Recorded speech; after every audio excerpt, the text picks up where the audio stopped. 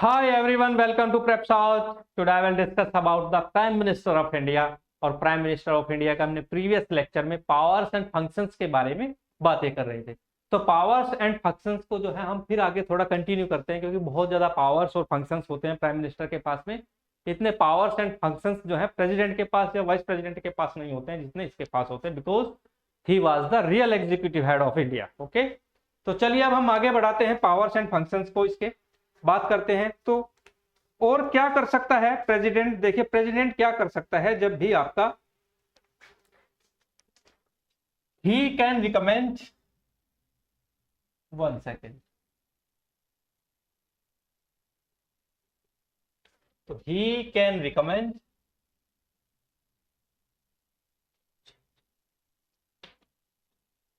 Dissolution of the Lok Sabha to the president. ठीक है, तो आपका जो प्रधानमंत्री है वो राष्ट्रपति को लोकसभा को डिसोल्व करने के लिए रिकमेंड कर सकता है। कब कर सकता है? पहला पॉइंट,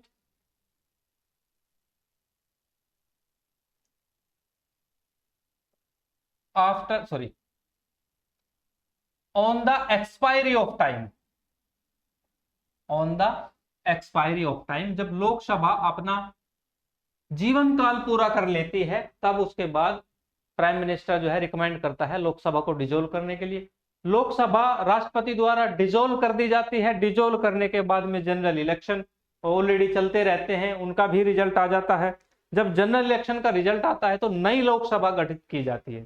फिर उसके आगे क्या होता है, सारे फंक्शंस जो है जब हम लोकसभा के बारे में पढ़ेंगे तब हम इनको अच्छे से डिस्कस करेंगे। ठीक है, दूसरा पॉइंट ये है कि अगर वो मेजोरिटी जो है होते, ठीक है, लॉस्ट मेजोरिटी, और किसी भी स्थिति में गवर्नमेंट बनने के कहीं चांस नहीं दिख रहे हो, तब भी वो क्या कह देता है कि आप लोकसभा को डिसोल्व कर दीजिए और न्यू इलेक्शन हो जाते हैं, और फिर उसके बाद नया कोई भी जो प्राइम मिनिस्टर आएगा तब देखा जाएगा।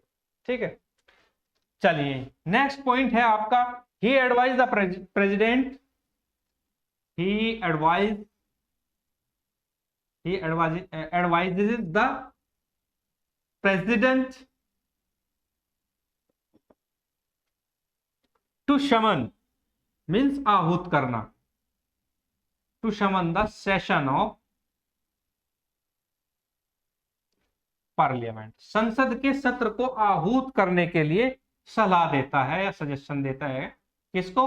राष्ट्रपति को, कि आप संसद का जो सत्र है वो आहूत कर दीजिए। तो संसद के जो है ना 3 सत्र होते हैं, तीनों सत्र में तीनों बार प्रेसिडेंट क्या है, सजेशन देता है, सॉरी सलाह देता है पार्लियामेंट के सेशन को आहूत करने के लिए। किसको? राष्ट्रपति को सलाह देता है। ठीक है, तो ये इसके पावर्स एंड फंक्शंस थे, जो मैंने पिछले लेक्चर में कुछ पावर्स एंड फंक्शंस बताए थे, और ये कुछ पावर्स एंड फंक्शंस हैं। ठीक है, और भी बहुत सारे पावर्स एंड फंक्शंस हैं जो माइन्यूट से फंक्शंस हैं, जैसे वो किसी भी मंत्री को जो है बर्खास्त कर सकता है, उसका मंत्रालय छीन सकता है, मंत्रालयों में फेरबदल कर सकता है। ठीक है, ये ए को मंत्रालय, ए को होम अफेयर्स दिया है, बी को फाइनेंस, इनके इंटरचेंज कर सकता है। ठीक है, और जिसकी परफॉर्मेंस अच्छी होती है तो मंत्री परिषद में उसको प्रमोट कर सकता है। माने कि मंत्री परिषद में कोई मिनिस्टर ऑफ स्टेट है, उसका पद क्रम बढ़ा के उसको कैबिनेट मिनिस्टर बनाया जा सकता है। तो ये सारे जितने भी पावर्स एंड फंक्शंस हैं ये सभी प्रेसिडेंट अपने हिसाब से करता है, सॉरी प्राइम मिनिस्टर अपने हिसाब से करता है, यानी प्रधानमंत्री करता है। अब हम बात करते हैं प्रधानमंत्री क्या होता है, कि प्रधानमंत्री बहुत सारी जो बॉडीज हैं उनका चेयरमैन होता है। तो हम बात करेंगे पीएम एज ए चेयरमैन या prime minister as a chairman.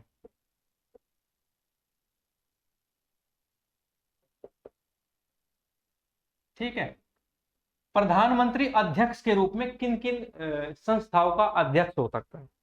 तो सबसे पहले अगर हम बात करते हैं तो हमारी एक संस्था होती है नीति आयोग।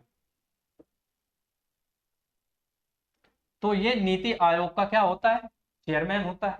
नीति आयोग के साथ ही हमारी दूसरी जो संस्था होती है वो होती है नेशनल डेवलपमेंट काउंसिल, जिसको हम एनडीसी बोलते हैं, नेशनल राष्ट्रीय विकास परिषद, नेशनल डेवलपमेंट काउंसिल। यानी एनडीसी। तो दूसरा हम देखें, राष्ट्रीय विकास परिषद का भी चेयरमैन प्रधानमंत्री होता है। ठीक है। तीसरा आता है आपका national integration council. National integration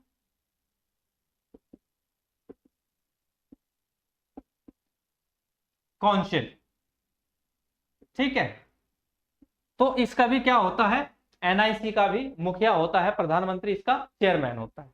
ठीक है। नेक्स्ट अगर हम बात करते हैं, फोर्थ पे आता है आपका इंटर स्टेट काउंसिल। ठीक है। Who established by the president, जिसको राष्ट्रपति द्वारा स्थापित किया जाता है, कॉन्स्टिट्यूट बाय द प्रेसिडेंट, या राष्ट्रपति द्वारा निर्माण किया जाता है। तो इंटर स्टेट काउंसिल जो होती है आपकी अंतरराज्यीय परिषद, इसका भी चेयरपर्सन प्रधानमंत्री को ही बनाया जाता है। Inter state council. ठीक है।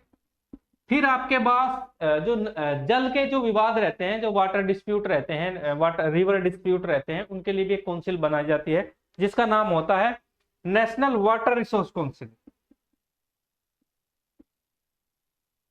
National water resource council. ठीक है। तो इसका भी जो मुखिया होता है आपका, वो कौन होता है, प्रधानमंत्री मुखिया माना जाता है। ठीक है। तो ये हमारा प्राइम मिनिस्टर के जो इधर मैंने पावर्स एंड फंक्शंस बताए थे, एज ए चेयरमैन इनके भी powers and functions prime minister के पास होते हैं। प्राइम मिनिस्टर इसमें अपना डिसीजन देता है और एडमिनिस्ट्रेशन संभालता है इन सभी इंस्टीट्यूशंस का। ठीक है। चलिए यहां से हम बात करते हैं आगे, पीएम होता क्या है। तो आपने ध्यान रखना है कि जो प्राइम मिनिस्टर है, प्राइम मिनिस्टर सदन का नेता होता है, ये भी आपने ध्यान रखना है। Prime minister is the leader of house. Leader of house यानी सदन का नेता होता है। And chief spokes person, and chief यानी मुख्य प्रवक्ता, चीफ स्पोक्स पर्सन किसका होता है, पर्सन ऑफ द गवर्नमेंट, यानी सरकार का मुख्य प्रवक्ता माना जाता है प्राइम मिनिस्टर को। जब भी सरकार के हवाले से कोई भी स्टेटमेंट दिया जाता है, तो उसमें प्राइम मिनिस्टर को ही गवर्नमेंट की तरफ से स्टेटमेंट देना होता है। उससे नीचे भी स्पोक्स पर्सन होते हैं, लेकिन मुख्य जो स्पोक्स पर्सन होता है वो प्रेसिडेंट को, सॉरी प्राइम मिनिस्टर को ही माना जाता है, यानी प्रधानमंत्री को माना जाता है। ठीक है। चलिए आगे अगर हम बात करते हैं, साथ ही ये लीडर होता है किसका, मंत्री परिषद का। मंत्री परिषद का नेता भी माना जाता है। तो leader of the union council of minister, leader of the union council of minister, council of minister. ठीक है। तो ये था आपका प्राइम मिनिस्टर के बारे में। ठीक है।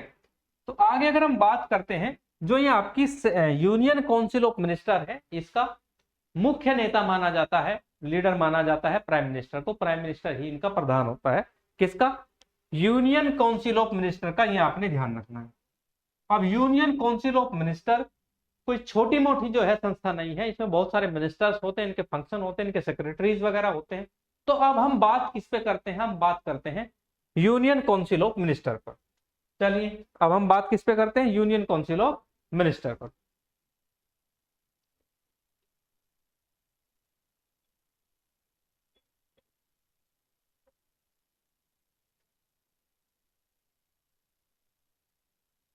Because union council of minister जो है प्राइम मिनिस्टर के सुपरविजन में काम करती है, इसलिए मैं इसको प्राइम मिनिस्टर वाले चैप्टर में ही इंक्लूड करूंगा। ठीक है। तो अब हम बात कर लेते हैं union council of minister.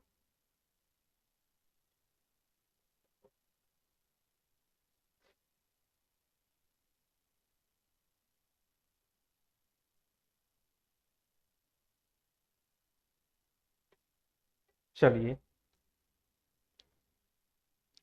Union council of minister,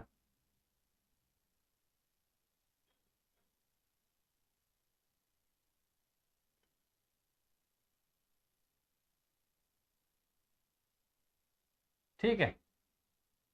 तो आपकी जो यूनियन काउंसिल ऑफ मिनिस्टर है, इसको हम मंत्री परिषद भी कहते हैं। या केंद्रीय मंत्रिपरिषद कहें या संघीय मंत्रिपरिषद कहें, ठीक है। तो चलिए इसके बारे में हम डिस्कस कर लेते हैं। तो सबसे पहले इसकी जो है संवैधानिकता की जांच कर लेते हैं। क्या संविधान में यूनियन काउंसिल ऑफ मिनिस्टर या काउंसिल ऑफ मिनिस्टर कहें, इसको डिफाइन किया गया है? तो हाँ, डिफाइन किया गया है कि काउंसिल ऑफ मिनिस्टर होगी। तो अगर हम बात करते हैं, आपका जो आर्टिकल 74 है, ठीक है, आर्टिकल 74, तो आर्टिकल 74 क्या कहता है? आर्टिकल 74 कहता है कि वही जो मैंने पहले भी बताया था जब मैंने प्राइम मिनिस्टर स्टार्ट किया, तो आर्टिकल 74 कहता है council of minister, council of, 1 second,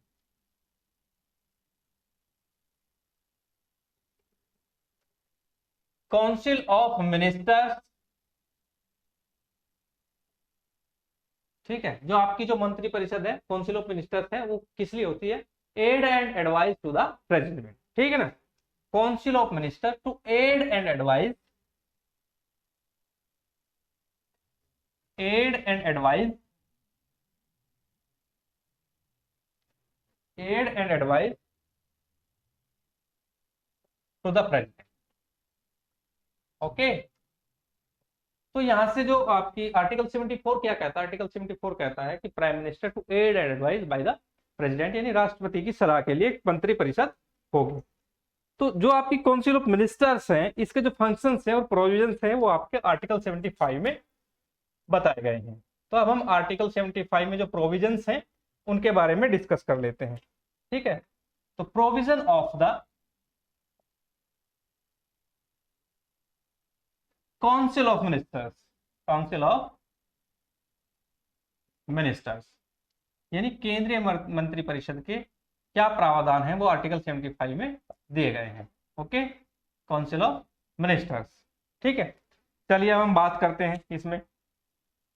तो क्या होता है, मैंने बताया है कि माने कि प्रेसिडेंट है आपका, ठीक है। तो प्रेसिडेंट ऑफ इंडिया जो है, इनकी एड एंड एडवाइस के लिए मैंने बताया है क्या होती है? काउंसिल ऑफ मिनिस्टर है, ओके। अब ये जो काउंसिल ऑफ मिनिस्टर्स है, यानी केंद्रीय जो मंत्री परिषद है, अब प्रेसिडेंट क्या होगा कि सभी एक एक जो मिनिस्टर्स से है एड एंड एडवाइस तो लेगा नहीं। तो क्या होता है, काउंसिल ऑफ मिनिस्टर्स को जो हेड करता है, जो सुपरवाइज करता है, वो होता है प्राइम मिनिस्टर ऑफ इंडिया। कौन होता है? Prime minister of India, okay. चलो, इनका जो हेड है या लीडर है, leader of the council of ministers, वो क्या है आपका? प्राइम मिनिस्टर है। तो ये प्राइम मिनिस्टर से ही सलाह लेगा, ओके। चलिए, तो हेड कौन है? प्राइम मिनिस्टर है। तो इसमें हम आगे पढ़ते हैं। The advice tendered by the prime minister, the advice tendered by the prime minister, या पीएम लिख लो इसको, ठीक है, to the president, to the president,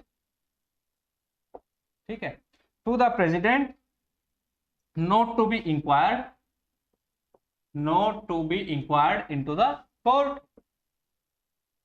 not to be inquired into the court, okay। तो जो भी प्राइम मिनिस्टर के द्वारा जो भी एडवाइस एंड एड्स दी जाती है, एड एंड एडवाइस दी जाती है प्रेसिडेंट को, वो क्या करता है कि प्रेसिडेंट उनको जो है कोर्ट में चैलेंज नहीं कर सकता, कोर्ट में जो है जुडिशियल रिव्यू के लिए नहीं भेज सकता, ठीक है। तो उसको मानना ही होता है, नहीं उसकी कोई इंक्वायरी हो सकती है, ठीक है। चलिए आगे, अगर हम बात करते हैं अपॉइंटमेंट्स ऑफ मिनिस्टर्स की, चलिए अब बात करते हैं अपॉइंटमेंट्स ऑफ मिनिस्टर्स की। अपॉइंटमेंट्स ऑफ मिनिस्टर्स, यानी मंत्रियों की नियुक्ति कैसे होती है। तो मैंने बताया है कि मंत्रियों की जो नियुक्ति है, अपॉइंटमेंट्स ऑफ द मिनिस्टर्स, ठीक है, वो किसके द्वारा की जाती है? प्रेसिडेंट के द्वारा। तो bye the president, bye the president on the recommendation of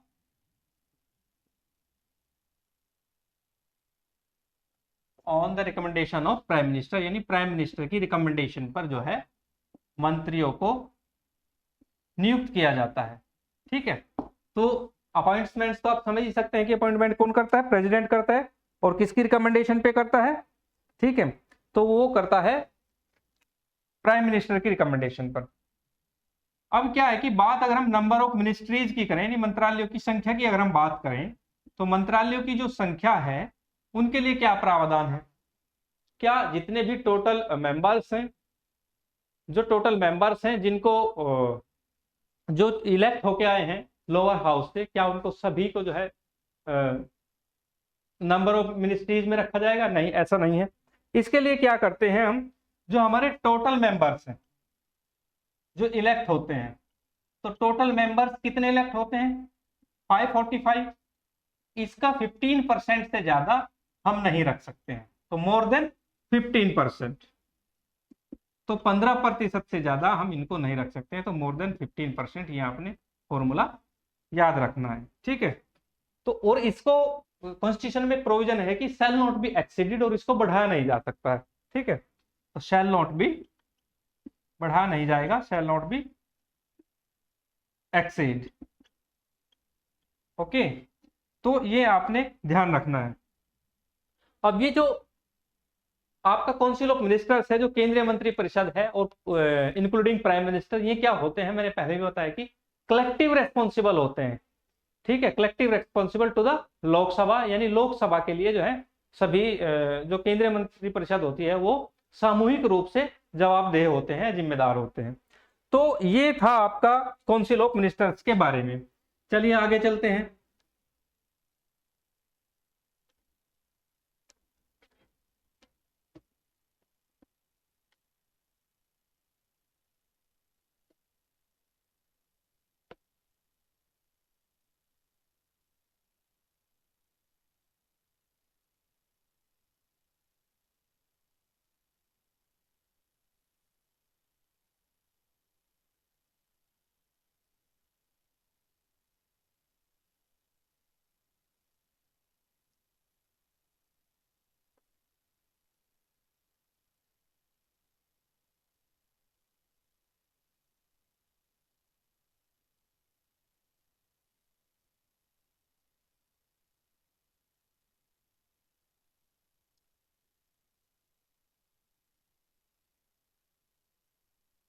तो बात करेगा हम काउंसिल ऑफ मिनिस्टर्स की।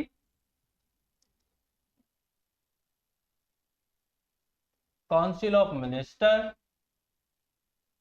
तो ये क्या होते हैं, मैंने बताया कि कलेक्टिव रेस्पॉन्सिबल होते हैं, collective responsible to the Lok Sabha. ठीक है ना, लोकसभा के लिए सामूहिक रूप से उत्तरदायी होते हैं। ठीक है, तो ये आपने ध्यान रखना है। चलिए, अब हम जो है ना मिनिस्टर्स का क्या फॉर्मेशन होता है, ठीक है ना, what is the formation of the ministers, ministers की फॉर्मेशन क्या होती है, वो हम यहाँ पे समझने का प्रयास करते हैं। चलिए, यहाँ पे मिनिस्टर माने कि मिनिस्टर है या मिनिस्ट्री है आपकी। जो मिनिस्टर्स हैं उनको हम ऐसे जो है डिफाइन करते हैं। देखिए, मिनिस्टर्स बनने के लिए आपको आपको कहीं भी मिनिस्टर बनना है तो आपको किसी ना किसी हाउस का मेंबर होना है, यानी आपको मेंबर ऑफ पार्लियामेंट होना जरूरी है, संसद के किसी भी सदन का सदस्य। तो संसद में दो सदन होते हैं आपके। फर्स्ट इज राज्यसभा, जो आपका अपर हाउस है, एंड सेकेंड इज लोकसभा। ठीक है, तो दोनों में से किसी एक का मेंबर होना जरूरी है। ठीक है, तो अगर नहीं है, माने कि कोई नहीं है और उसको मिनिस्टर बना दिया जाता है, तो विद इन द 6 मंथ उसको किसी ना किसी में से एक का सदस्य होना जरूरी है। तो विद इन 6 मंथ, तो यहां पे लिख देते हैं विद इन 6 मंथ। तो मोस्टली होता क्या है, क्योंकि आपकी जो है, बिकॉज लोकसभा क्या है, ये सीधे जो है पब्लिक से चुने जाते हैं, क्योंकि पब्लिक रिप्रेजेंटेटिव होते हैं। तो यहाँ पे यहां से नहीं जाया जा सकता। तो इसके लिए क्या होता है कि क्योंकि जो आपकी राज्यसभा यानी अपर हाउस है, इसका जो टाइम पीरियड है 6 मंथ होता है, और एवरी जो है सेकेंड ईयर जो है इसमें 1/3 मेंबर रिटायर कर जाते हैं, तो इसमें हमेशा क्या है कि वैकेंसी रहती है, तो यहाँ से लोग चुनकर आते हैं। ठीक है, तो ये इसकी फॉर्मेशन है। अब हम जो है मिनिस्टर्स की सैलरीज एंड अलाउंसेस की बात करते हैं। तो सैलरी जो है इनकी वेतन एवं भत्ते, सैलरी एंड अलाउंसेस, ठीक है।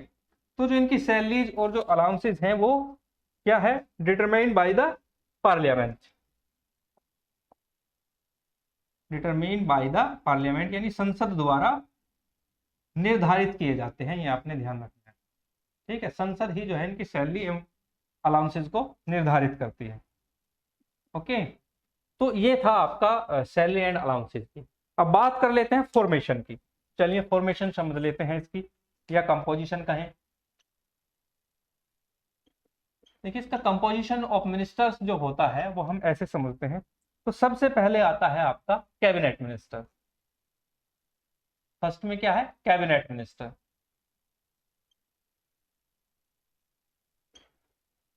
ठीक है, तो जो कैबिनेट जो मिनिस्टर है, तो इसकी अगर हम बात करते हैं, इसके पास क्या होती है कि प्राइम मिनिस्टर कैबिनेट मिनिस्टर को बहुत ही इंपॉर्टेंट जो मिनिस्ट्रीज होती हैं या इंपॉर्टेंट पोर्टफोलियोज होते हैं, मिनिस्ट्रीज या पोर्टफोलियोज इसको दिए जाते हैं।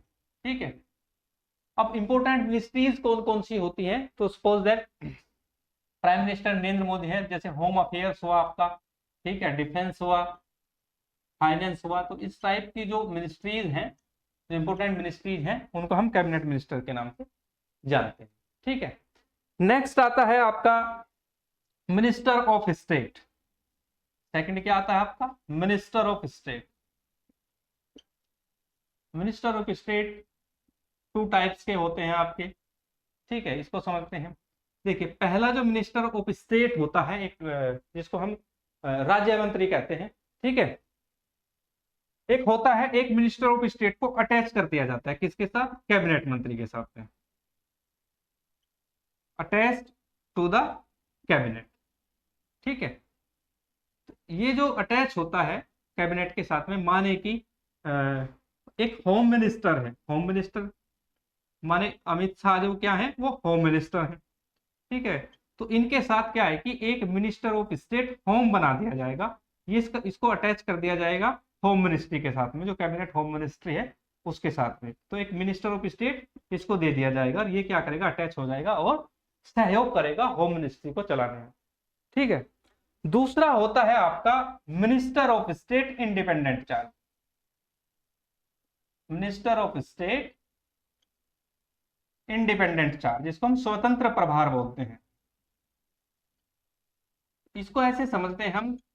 ठीक है, अब ये जो इंडिपेंडेंट चार्ज होता है आपका, इंडिपेंडेंट चार्ज का मतलब क्या होता है, माने कि कोई पोर्टफोलियो में एक डिपार्टमेंट काफी बड़ा हो गया है और उसको हमने अलग करना है इंडिपेंडेंट चार्ज देके। माने एग्रीकल्चर मिनिस्ट्री है आपकी, मिनिस्ट्री ऑफ एग्रीकल्चर, ठीक है, और इसमें जो है आपका जो शुगर इंडस्ट्रीज है वो भी इसके अंदर आता है।